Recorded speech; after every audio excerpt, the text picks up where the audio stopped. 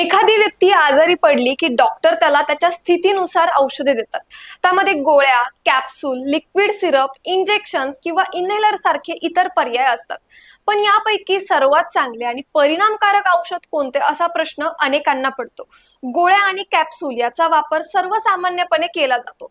ते हाताळण्यास सोपे असतात, तसेच कमी खर्चिक देखील असतात. परंतु हे पचण्यास आणि रक्तात विरघळण्यास वेळ लागतो. म्हणून ज्या रोगांमध्ये त्वरित परिणाम आवश्यक नसतात अशा रोगांसाठी गोळ्या दिल्या जातात.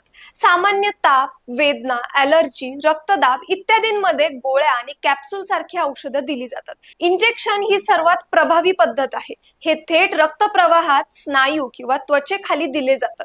गंभीर संक्रमण, ॲलर्जी, रिॲक्शन किंवा शस्त्रक्रियेदरम्यान इंजेक्शनचा वापर केला जातो.